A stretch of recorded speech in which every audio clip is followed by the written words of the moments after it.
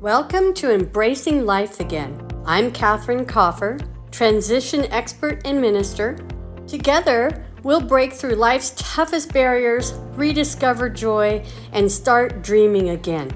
It's time to embrace life fully with purpose, passion, and hope.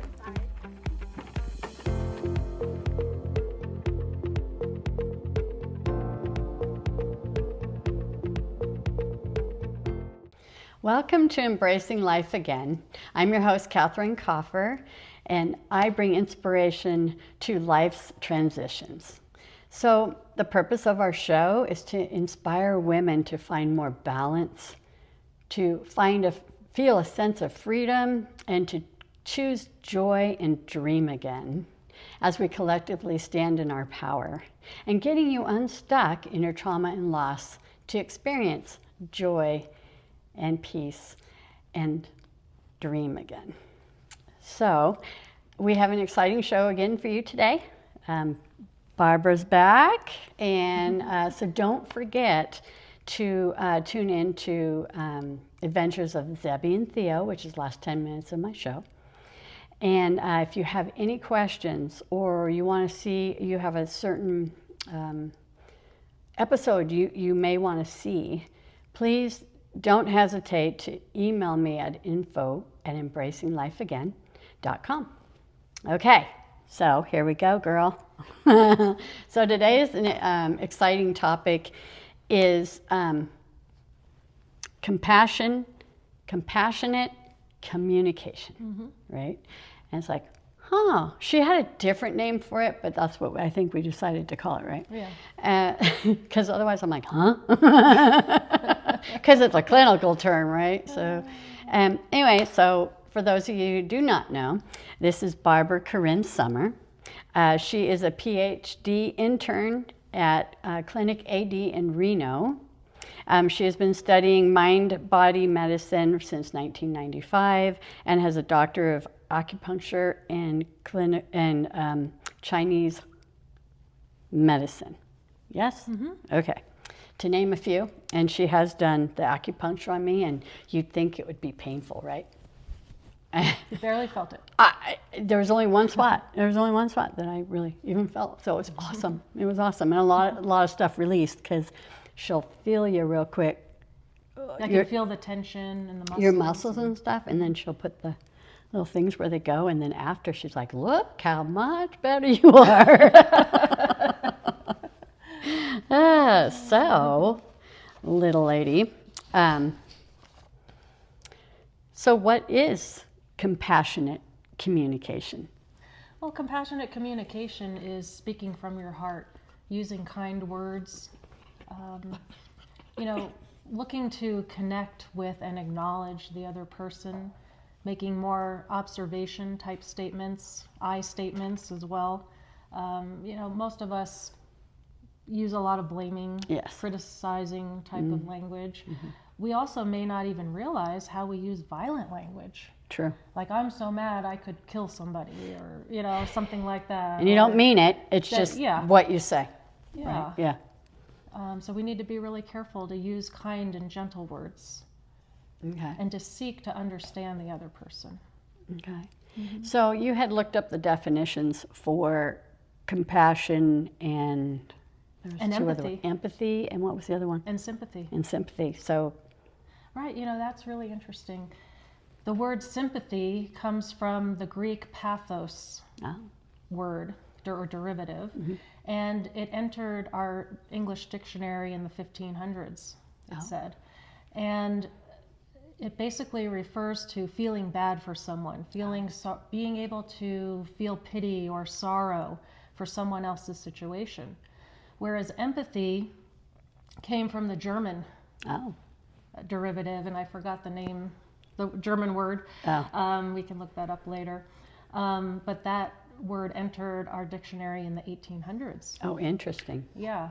And so empathy expands the definition of sympathy, where it's the ability to be able to feel, to put ourselves in someone else's shoes and feel what they're feeling, to try on their ideas and opinions and imagine yourself in the situation that they're in.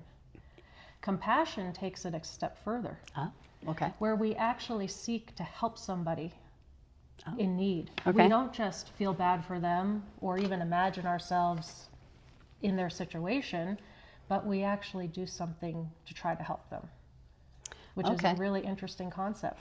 So where did the term put yourself in my shoes come from? Is that kind of... My grandparents had I know. a little sign or picture when I was growing up. It said, "Don't judge someone until you've walked a mile in their moccasins." True. And so I believe it's a Native American saying. Oh, okay. And then we've adapted that to someone's shoes. Right, right. So much easier to judge first instead of try and see where they're coming from in there. Right. Because that takes time. We don't have time anymore. And then we don't get to be righteous about That's right. how we're right and they're wrong, and Right. win-lose, and who's responsible and irresponsible, and how it's all unfair. Yeah, that's what we like to do. Yeah. So do you have any specific techniques that I can use to communicate more compassionately? Yes, absolutely. There was a psychologist named Dr. Marshall Rosenberg. He had a Ph.D. and wrote a book called Nonviolent Communication. And I really have enjoyed studying his work. I actually interviewed him in San Francisco many years ago, almost 20 years ago now, and it was aired on a public channel. And I also took a lot of time studying his work. Okay. And he liked to use the metaphor of two animals. One is a giraffe. The giraffe symbolizes compassionate communication because the giraffe has a long neck. And that allows the giraffe to see things more objectively and from a different perspective. Okay. Then the giraffe has one of the biggest hearts of any animals. They do? Yep. And so that's to pump the blood way up to its head, right? Wow. But then also that symbolizes compassionate communication because of having a big heart, you know, and talking from that place, that loving place of kindness and gentleness. Okay. Then the opposite is the jackal. That's that negative, blaming, critical voice. We all don't like the jackal. Yes. Yes, you know, so the jackal can be a very hard one to deal with. You know, it's the difficult people, the people that want to make everyone else wrong. They're right. It's their way or the highway, and all of that. So many of those out there right now. If we imagine ourselves as the giraffe, and he even has two puppets. I like that too. Okay. And so, you know, he'll raise the puppet. If it's the jackal talking, he'll go, "Oops, it's the jackal." You know, and he'll peep his head. Okay, that's funny. So that's how he would perform the therapy, you know, working with people, trying to resolve conflict. And so, you know, raise the giraffe and, you know, talk from the heart and acknowledging the person that they're really being successful at doing that. And then peering the head of the jackal up, you know, when the negative voice creeps in. Just as a nice visual. But, you know, we can't always do that in our daily lives. But what we can do is to start with acknowledging the other person. Okay. Speaking from observation statements. So, like, for instance, if you see someone starting to talk faster and louder, maybe their cheeks get a little bit red. Maybe they have a grimace or a frown on their face. Maybe they have other body language that, you know, it's intimidating or gearing up with tension, right? Right. You can say, you know, I see that you're starting to talk a little faster and louder. I'm just wondering, I'm thinking that you're getting upset. I'm just checking in. I'm not telling you you're upset. I'm just checking in to see if you might be getting upset. And you know what? I really care. I really care about what you're feeling, about what you're needing. And I'd really like to help you and understand what your perspective is. Then they take a deep breath. And they start relaxing. Interesting. Because they've been acknowledged. And they know that there is no threat coming from you, so they don't have to be defensive. Okay. Right? And so after you acknowledge them and seek to understand what's going on for them, then the door opens for you to be able to share. Okay. And if we share from a place of our feelings and needs, and then from that place making requests instead of demands, instead of what we normally do. Can I go off topic for a second here? Yeah. I was very much a people pleaser. So I never told anybody what I needed, because it's not about me, it's all about them. Because they have to like me, right? And like, are you no. allowed? Is there any room for you to have a need? Correct. So I had to learn in all these years since my husband passed away, I had to learn to know what it was I needed and know that I'm worth saying it, that what I need is worthy. I'm worthy of what I need, right? So that's harder for some people, right? That have always been shot down. I was one of the ones that was always shot down from being a little kid, so I didn't, And it does take some skill and practice, learning how to identify what I'm feeling. I could be feeling 20 emotions at once. Right. Which is overwhelming, right? Right. And so, you could be feeling disappointed underneath anger. You could be feeling hurt. You could be feeling, dismissed, underneath that I just feel upset and angry or sad. And there's so many people that don't even know their emotions. They can't put words to what they're feeling or thinking. My first husband was that way. We went through therapy, and he goes, this guy doesn't know his feelings. He can't express them because he hasn't put words to them, right? And that was part of our miscommunication a lot, right? Because he couldn't, and he would just get angry because he couldn't tell me what he was feeling or thinking. Well, that's what I like about what we're doing in our school system, because as a school counselor at the elementary level and high school level, we started teaching socio-emotional learning to the kids. We're looking at emojis or looking at expressions of animals, and then identifying the emotion underneath the facial expression so that we can start training the younger generation how to identify their emotions. Right. Then the next step is to figure out, what do I need? That can be a lot harder question. I have a need for patience. I have a need for kindness. I have a need for time. I have a need for cleanliness. I have a need for, finding joy. So how, speaking of that, how do you think about or teach someone, okay, so I have someone that needs patience. How do they even go about getting patience? Or are you talking about, I need you to be patient with me? Well, are you talking about that I need patience? Let's just say I do. Or are you talking about, I need you to be patient with me?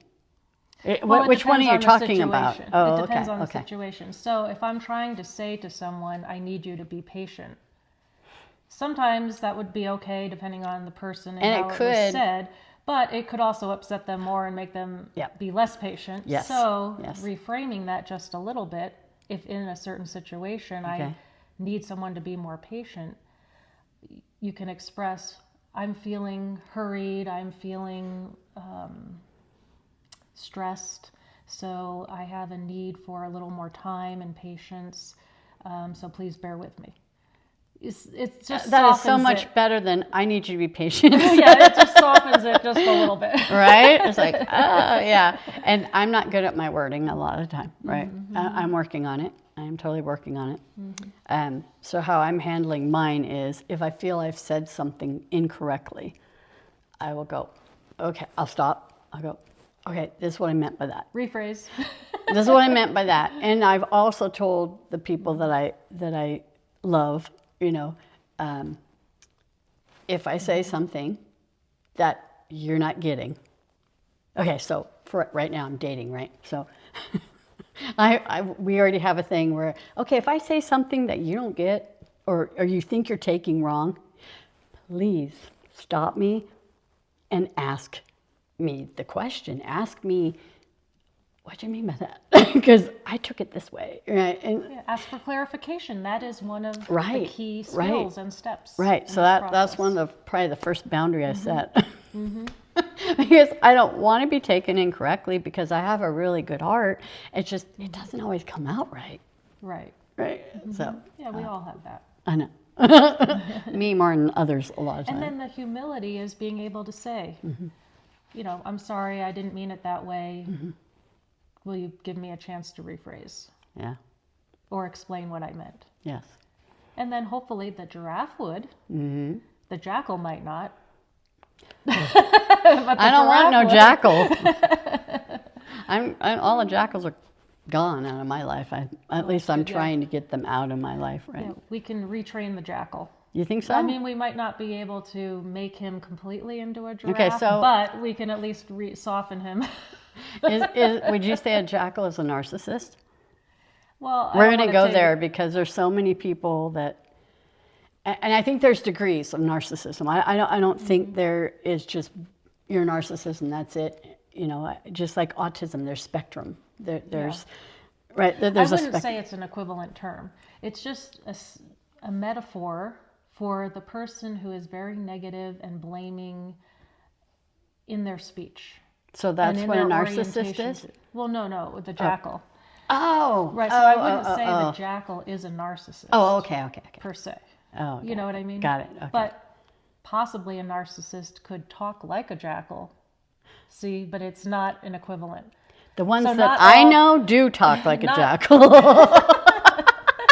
That's why I'm like, are you sure it's not a narcissist? Yeah. Not all jackals are narcissists, put it that way. Okay. You know, it's just a metaphor in play, so to speak, you know, in training, you know, just to give a visualization, a little bit of an embodiment, you know, for someone acting and speaking in a way that is offensive, is negative, blaming, very critical, won't take responsibility for anything.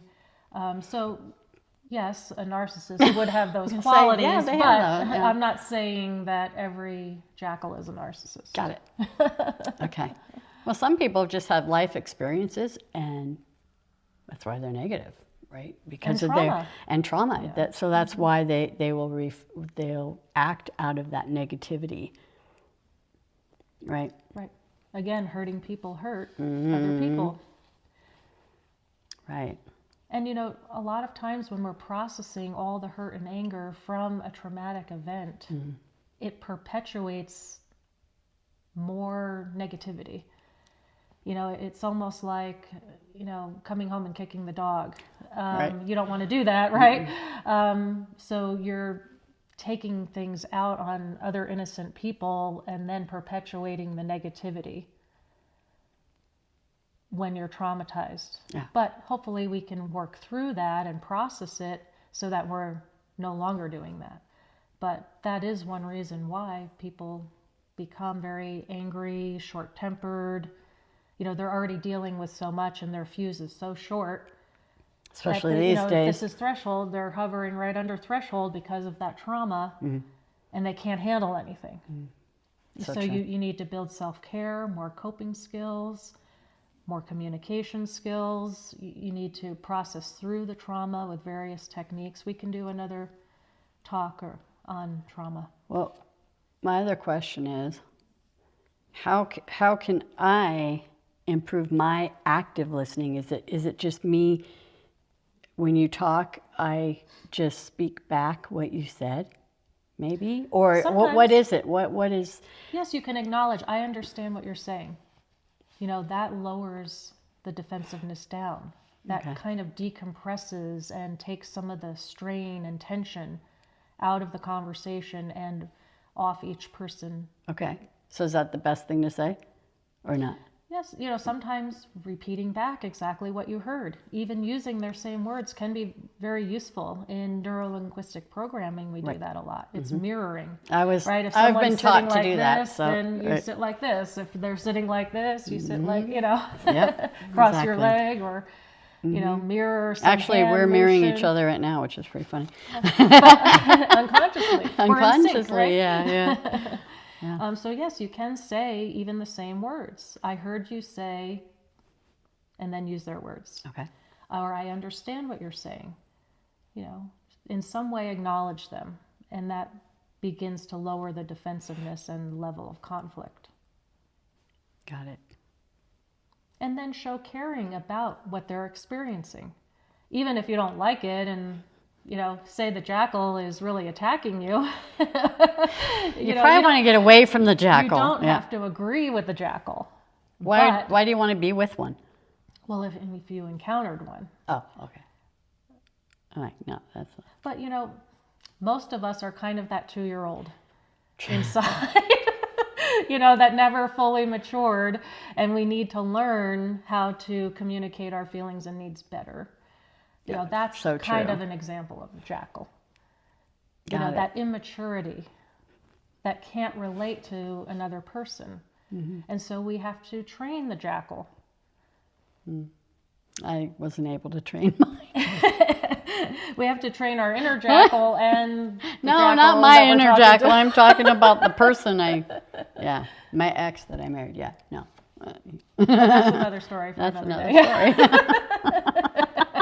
I was not able to train him. That's why we're no longer together. Yeah. Train your inner dragon. Or your outer dragon. Too funny. Is there any other besides I understand what you're saying, or what I hear you saying is there any other? So you can also say, I think that what you're saying is, or I'm guessing that what you might be feeling is such and such. I'm guessing. I'm not telling you that you're feeling. Oh, that's a good one. That's a good one. Yeah, I haven't heard that. I'm guessing. Yeah, that's a good one. I'm guessing that you're feeling frustrated right now. I can see why you would feel frustrated. Can you say seem? Or is it better to say guessing? Like, it seems like you're frustrated right now. Is that not the right thing to say? Because that's kind of more attacking. Or how about it seems like you may be feeling frustrated right now. Instead of it seems like you are. See, I told you. But see how it just softens it a little bit. It totally softens it, of the doubt. Yeah. And to give them room to make an adjustment, that you are flexible within your perception of what's going on, and in general and for them. You see? Yes, I think so. Okay. Then after that, you have the opportunity to express what you're feeling and needing. Okay, now that we acknowledged you, now how about we acknowledge me? And so we have to invite that. We have to open the door for that, because the other person may not A, care, B, know how to do that, or C, think of it. So, that's why it's part of the process. That you get to feel acknowledged too. Right. So with a narcissist, you're not going to feel it. Well, I can tell you that just from... So even if you have to ask permission, is it okay if I say my perspective now that we acknowledged yours? Would you be open to listening to what's happening for me? That's a good one. That's a good one. Yeah. Then you know if they are really interested or not. Yeah, check in. Or if it's just about them, yes. Right. And, if it really is a narcissist, that you may not get that chance. They'll be like, okay, yeah, see you later. But if you're with someone who is caring about you too, especially, in a relationship, or in a family, or a family. Or your mother, your dad, your brother, right. Hopefully you do have to see them usually. And if they're not ready to hear your side now, maybe they would in 10 minutes. Got it. Or an hour from now. Yeah. Or at least by tomorrow, right? Okay, maybe we both need to calm down, take a little break. We've acknowledged you for now. Yeah. We can recheck in later. And then, let's kind of plan a time that we can have another conversation and that I can have a chance to speak to. Okay. So would that be conflict resolution there? Yeah, that's where you would go into conflict resolution. Okay.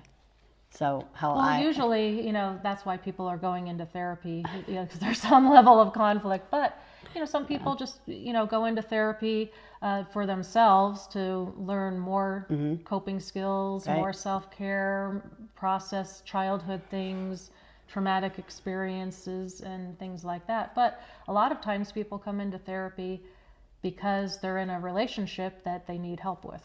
Right. How to, communicate better and things like that. Right.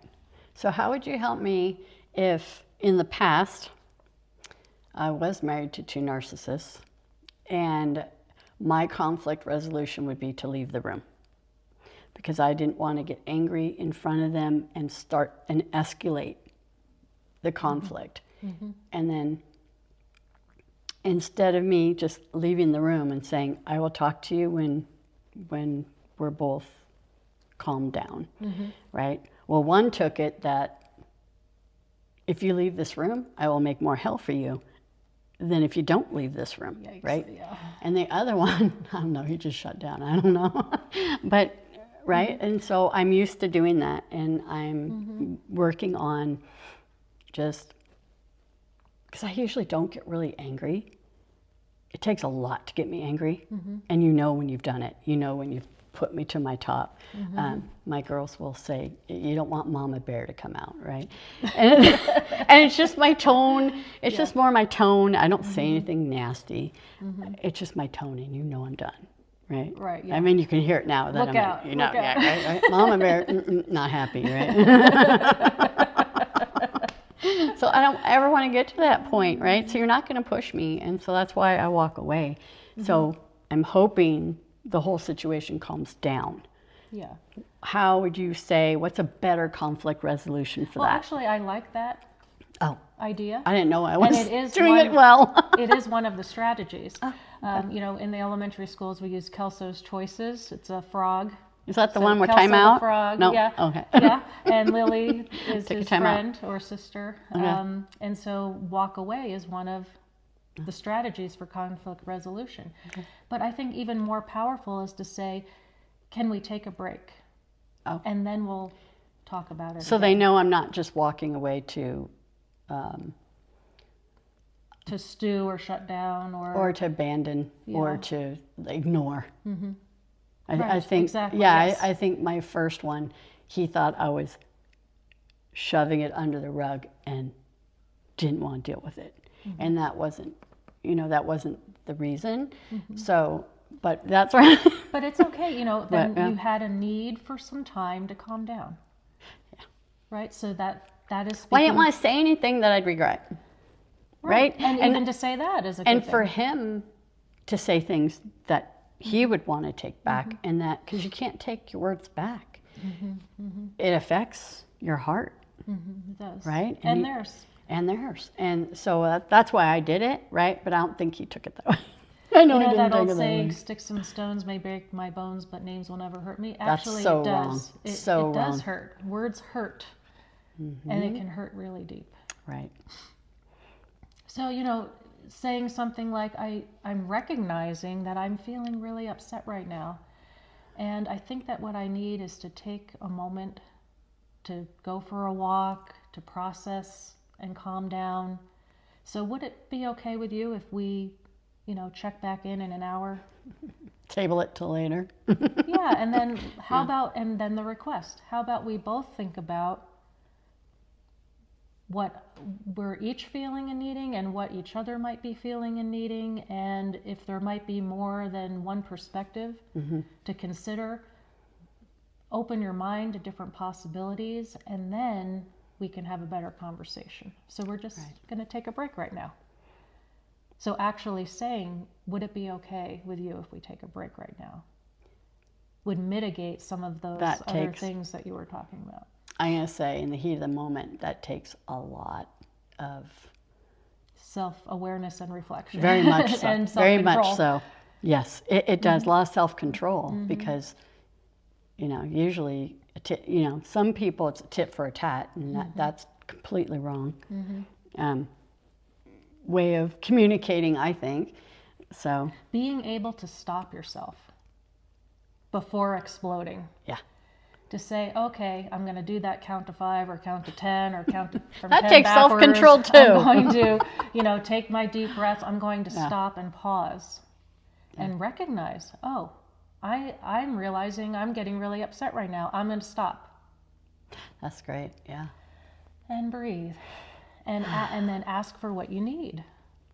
Whether it's a break, whether it's for patience, whether it's for, a moment of kindness toward each other. Or even acknowledging, I know that we both love each other deeply, and we want to be able to get along, and both of us, I'm sure, want to get through this and resolve this conflict. So how about we approach it from a different strategy and a different energy? Right. Well, energy has a lot to do with it. Yeah, and after we each calm down. So it can be very valuable in that way. Yeah. So when you model that, you teach the other person too. Oh, so they may get it. Yeah, in that's time. how you train the dragon or train the jackal, by modeling it. Huh?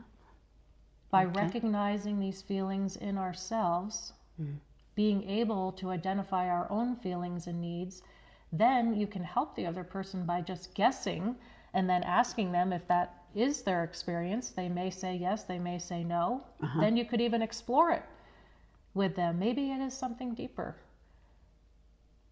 but beneath the level of this current awareness, that's really going on.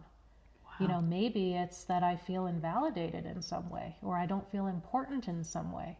Or maybe we're hitting on a self-limiting belief that I'm not good enough. See, I can never say it good enough. I can, I heard that a lot. Right? I can never please you. I right? You hear it a lot. And then it's like, that's that's really not triggering. true. It's not true. And how triggering is that for people, right? Right. And so it may not even be what is apparent right on the surface. It may be something a lot deeper. I think it has to do with your self-worth. Yes. I mean, a lot of it does. And but there's so many people that don't work on themselves. So that's why I'm like, how do you train them? How do you train them if they're not into working on themselves and wanting to be better and wanting to be who God made them to be, right? How is, because I do try and be an example. So I'm not saying, how long does that take? Because it could take long. It may never happen. You may never see it, right? But we can only focus on ourselves. We can't do the work for both so people. True. So true. I can only control what I do. True. And say. And sometimes that's even hard. We want to control others because we want them to be ours, Yes. but I've always been taught, put your hand in front of your face. This is what you can control. You can only control you. Right. And how you handle the situation and how you respond to a situation. Yes, exactly. So. We can't control the situation usually, No. but we can control our response to the situation. Right. That's a big distinction. So you can be a hothead or you can just be loving and just kind of diffuse it. Right. Well, this technique, using nonviolent communication, NVC, Diffuses is it. diffusing Yeah. and thought distancing from those negative thoughts and beliefs and perspectives and perceptions to allow for other possibilities of interpretations that may be more uplifting and even more true. Wow. That then is relationship building Okay. and connecting. So if I wanted to start this process, how would I start it? I know being aware, and that's with everything, is stopping and being aware. It is probably the first thing, because if you're not stopping and being aware of anything, you're just going to continue acting the way you've been acting. Correct? So what would be my first steps in compassionate communication? I think that self-care and self-awareness is first. Okay, so you have to work on yourself first. Right? Ha. Because if I'm calm and I'm self-regulated, then even if someone else gets upset, I will respond differently. So I notice this in the car. If someone cuts me off and I'm in a good place, I'm like, oh, be more careful. Have a great day. Right. It's so but true. if I'm like already upset with something, I'm like, you're going to flip them off. You're going to do whatever, right? Right? Yeah. So then true. I'm like, oh, okay, I'm not in a very good space right now. I need to really look at that.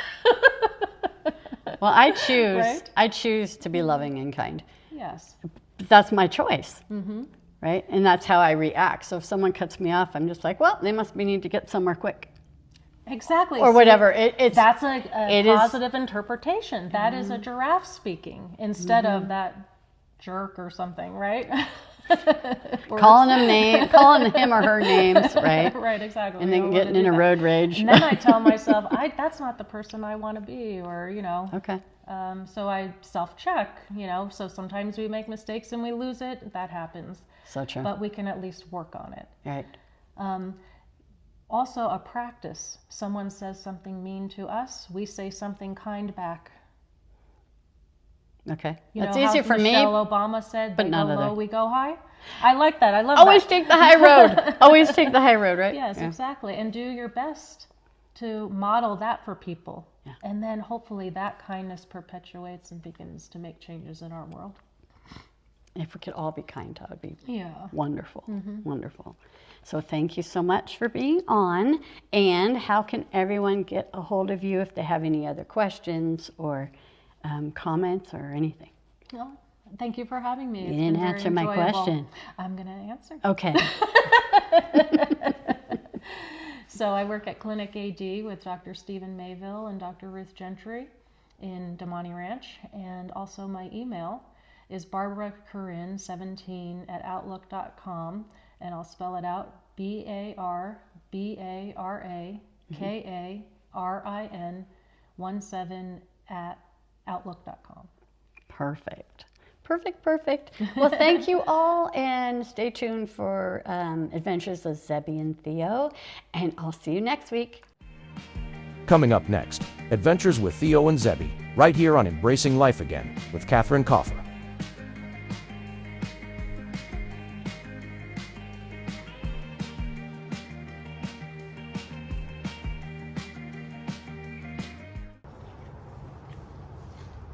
Are you ready to go, buddy?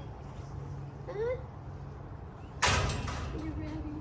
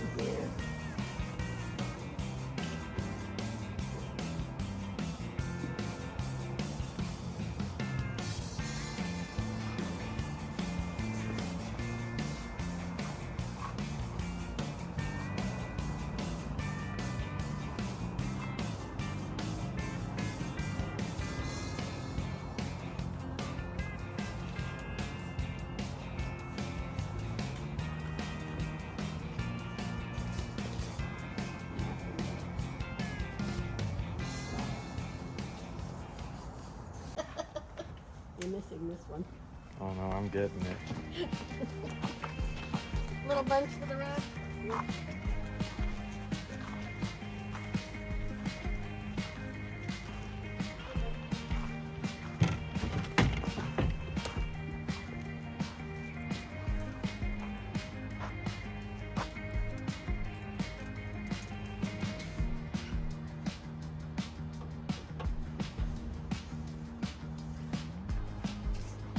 Debbie in his limo.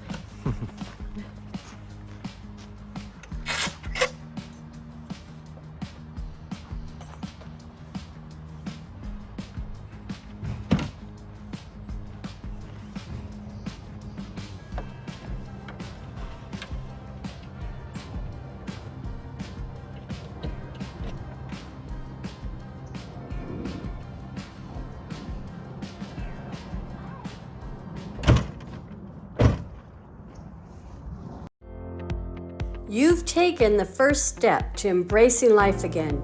Let's continue to break barriers, find joy, and dream without limits. Join us next time and let's discover inspiration through every transition together.